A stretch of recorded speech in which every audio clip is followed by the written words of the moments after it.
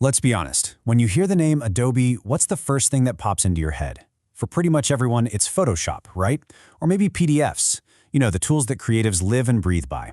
But what if I told you that's only half the story?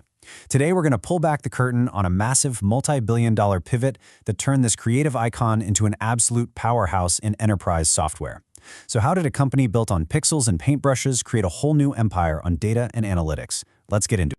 Okay, so look at this. On the left, yeah, that's the Adobe we all know and love. Creativity, Photoshop, the whole deal. But on the right, that's the Adobe you probably don't know.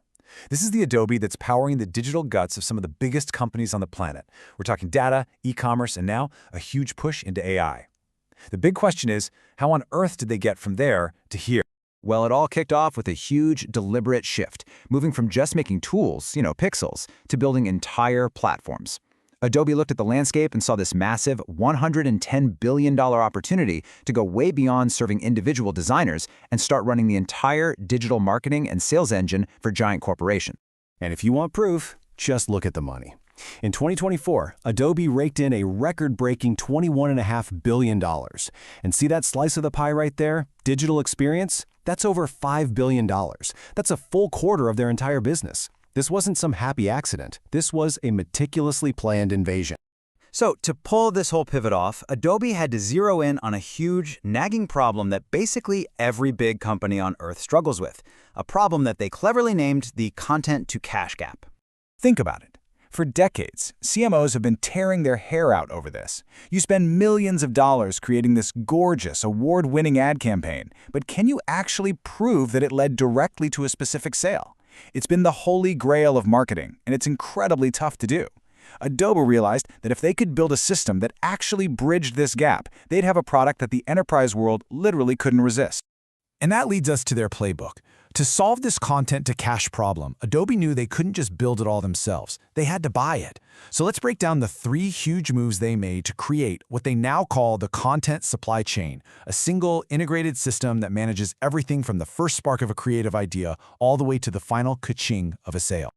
First up, they made a move that put the entire industry on notice. In 2018, Adobe shelled out a mind-boggling $4.75 billion for Marketo.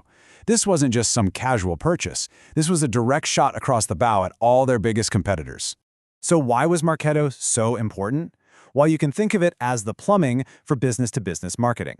You see, before this, Adobe was great at helping companies sell to consumers, B2C. But Marketo gave them the heavy-duty machinery to handle those long, complicated sales cycles that happen when businesses sell to other businesses. This move put them squarely in the ring with giants like Salesforce and Oracle. And they were just getting started.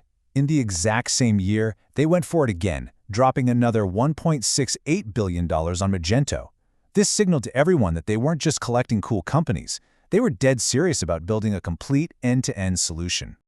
Okay, so if Marketo was the marketing engine, Magento was the cash register. It's the e-commerce platform where the actual sale goes down.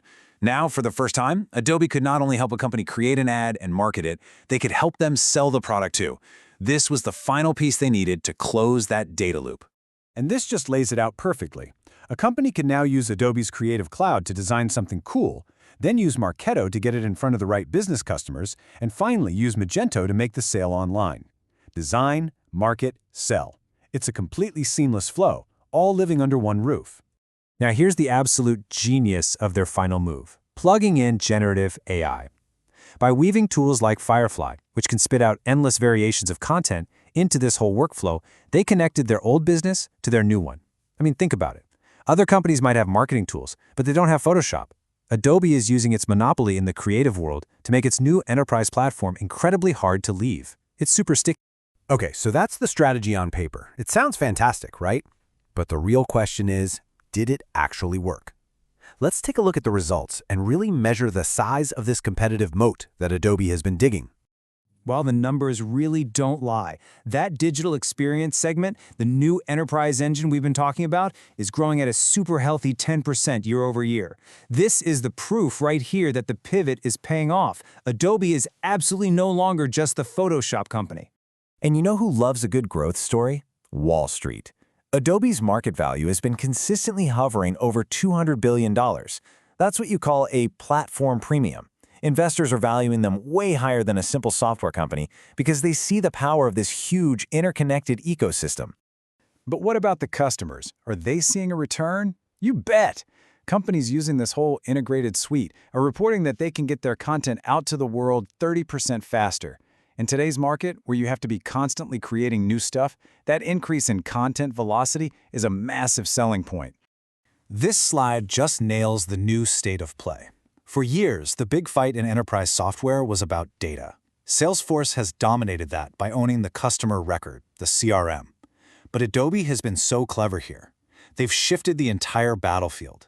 They're basically saying, that's great, but the future belongs to whoever owns the customer experience, the actual creative stuff that a customer sees and interacts with.